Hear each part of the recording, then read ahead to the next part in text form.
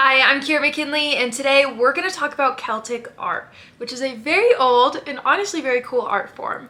We're going to talk about its meanings, some of its characteristics, and even do an artist feature on Desmond Kyne, who happens to be my great uncle, at the end of this episode. So, with that being said, let's get right into the history of Celtic art.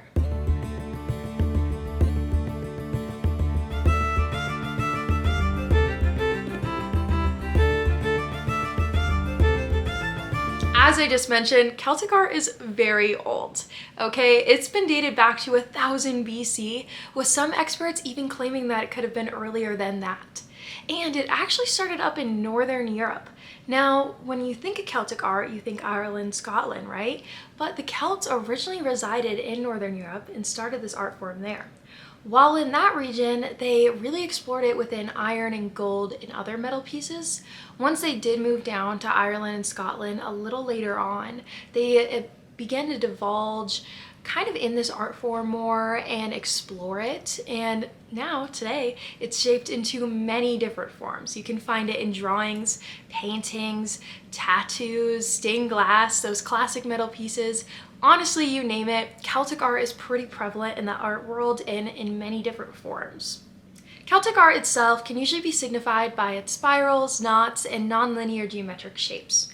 It generally doesn't have a lot of figured subjects, and if they are present within the art form, they're pretty simplified. It's definitely a very interesting style of art, and I can't wait to talk about it a little more with you guys. We're actually going to go over a couple of common designs that are still around in today's age and pretty popular still, and just kind of look at the meanings of them and how they stay true to this style of Celtic art.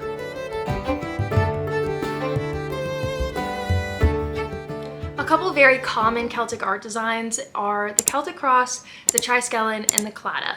Now, the Celtic cross in particular is something that really represents a theme that we see a lot within Celtic art, and that is infinity and kind of this everlasting idea of love. Now, the Celtic cross has a bunch of spiral knots and other lines incorporated into it in a very intricate way. In the middle, it has a circle, and this is meant to represent the long, infinite lasting of love, specifically the everlasting love of God. Now, that's something that's very prevalent, especially within Christian Celtic beliefs and within the art form as well. Another piece where we really see this idea of infinity represented is the triskelion. Now, this is a spiral design that you'll see a lot within a lot of other pieces kind of intricately placed in there, but it's also done a lot on its own. Now, this design is very interesting. It's 5,000 years old, at least, okay? It's well documented at a place in Ireland called Newgrange, and this is a series of prehistoric monuments that predate the Egyptian pyramids. So it's very old to say the least, and it's definitely stood the test of time because it's still around today. And this piece in particular represents the phases of life, and for Christian Celtics, it represents the Holy Trinity. It derives from a Greek word called meaning 3 legs or 3 times. It's kind of debated as to what it means, but it does mean those like 3 cycles.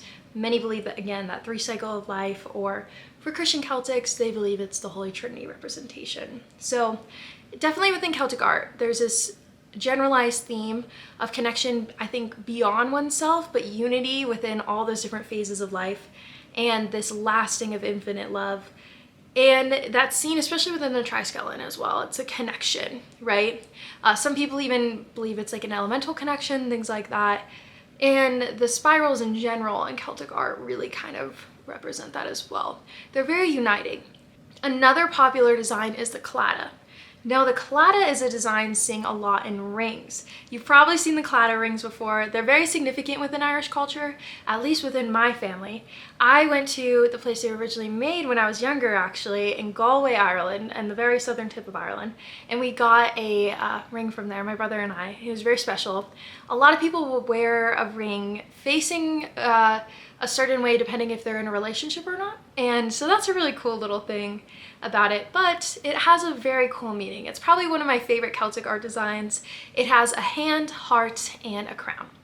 The hand holds the heart to signify friendship and trust. The heart signifies love, and the crown signifies loyalty. So I think this one really summarizes not only a lot of themes within Celtic art, but within Celtic and Irish culture, okay?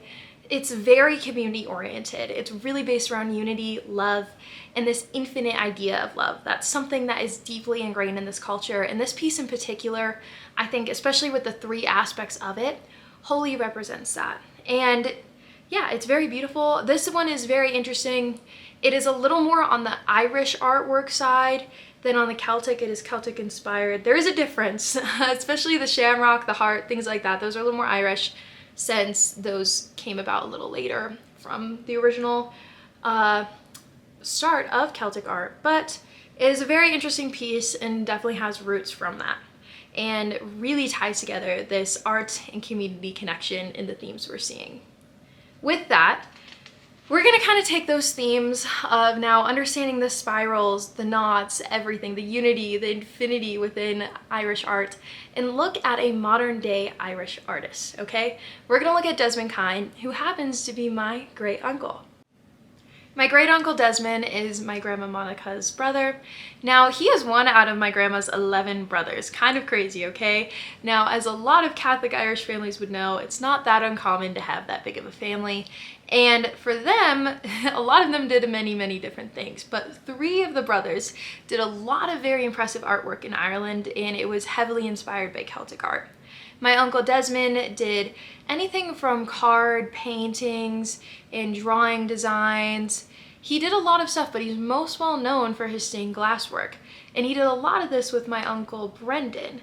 Now, they kind of worked together on a lot of things, and we'll look at some of his pieces that they probably both did together. But my uncle Desmond in particular was commissioned by Ireland to do work for many amazing people, such as a former pope, the former Queen of England, and all that cool stuff. To say the least, he was a very talented artist, which is why we're going to look at some of his work and how it really correlates to Irish history and culture and Celtic art as well.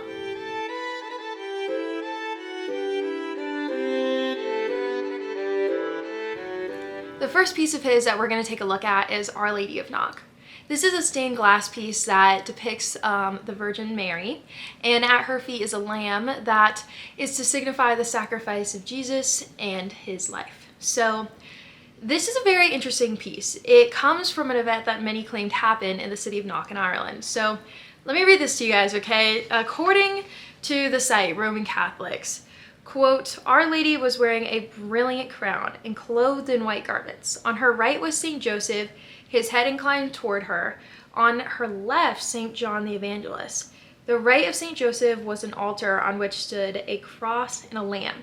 They claim that this apparition took place for about 2 hours. And after this, many still visited the site, even to this day, 200 some years later, because they believe that this visit by St. Mary sanctified the site. So they go there to pray and things like that. So it's especially important within Catholic culture, which is highly prevalent and very seen within Celtic art in general, especially stained glass art, where a lot of these stained glass pieces were in Celtic cathedrals and things like that. And this one that Desmond did was in a cathedral in England for a long time.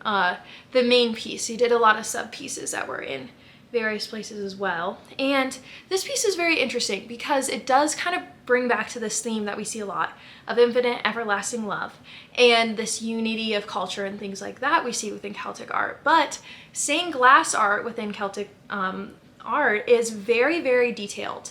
Even though it's kind of simplified, there's a lot of different aspects to it, which is what we see on the side of this image. There's a bunch of different little stories that are going on around it.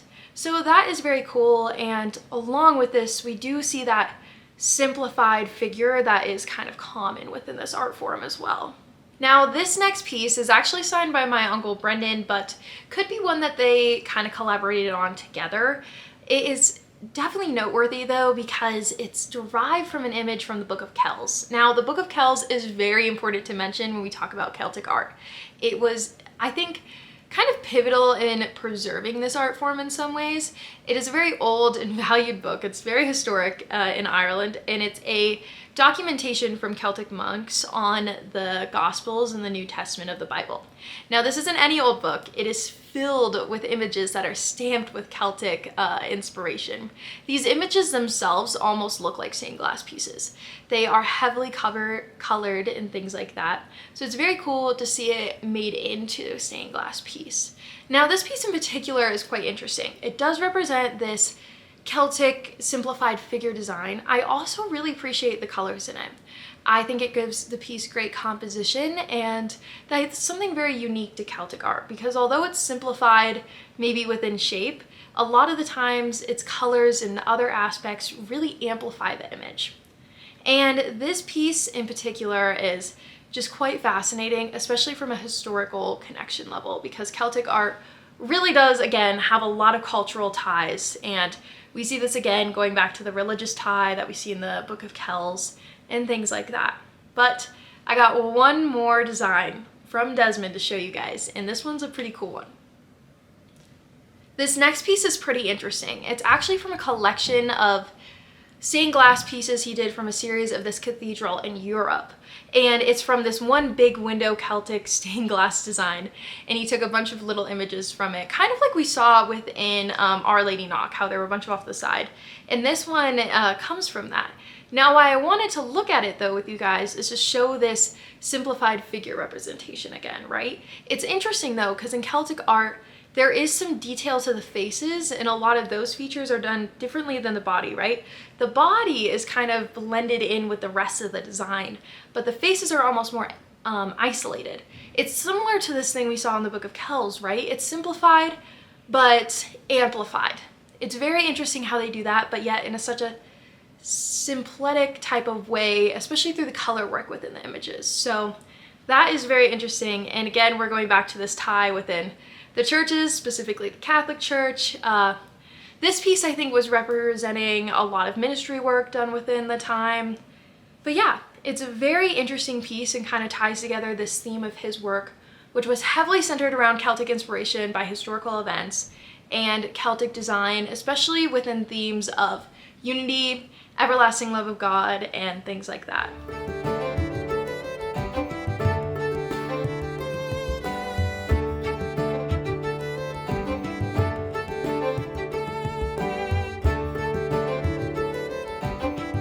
Anyways, guys, that wraps up my kind of analyzation of Desmond Kyne's work. I will link in some of his work that's actually on auction in the description if you guys just want to see a little bit more of that, and Celtic stained glass art. But I really appreciate you all watching this video. Celtic art is amazing. It's been around for a long time. It's true to its roots. It is a art style that's signified by its spirals, knots, non-linear geometric shapes, and is heavily inspired by its themes of unity, loyalty, everlasting love, and especially its Christian roots. So thank you guys so much for watching. I hope you enjoyed learning about Celtic art because it is quite amazing.